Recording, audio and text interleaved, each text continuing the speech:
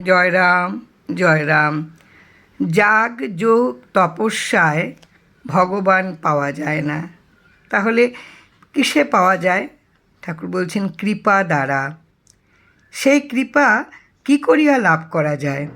ধৈর্যের সহিত, সহিষ্ণুতার সহিত, সম্পূর্ণ নির্ভরতার দ্বারা। ভগবানের উপর ভার রাখিয়া চলিতে থাকো, তিনি বিপদের বন্ধু। ভগবৎ শক্তি দ্বারা ভগবৎ সেবার শক্তি পাওয়া যায়। ভগবানের কৃপার লক্ষ্যে সর্বদা থাকুন। অন্ধকারে চলিতে হইলে একটা আলো নিয়া চলাই হচ্ছে কর্তব্য।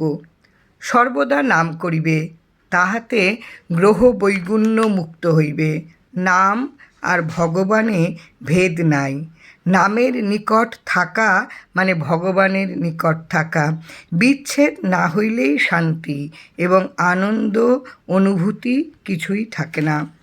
আপদে বিপদে সম্পদে জন্মে মরণে যিনি ত্যাগ করেন না, তিনিই হচ্ছেন নাম।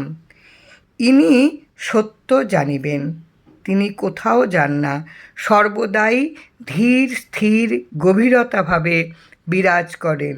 তাকে পাইলে জন্ম মৃত্যু কিছুই থাকে না। এই হইল নামের মাহাত্ম্য। সত্যনিষ্ঠাই হচ্ছে ধর্মের স্তম্ভ। সত্যাশ্রয়ীর ব্রহ্মত্ব প্রাপ্ত অর্থাৎ ব্রাহ্মণ হইতে পারে।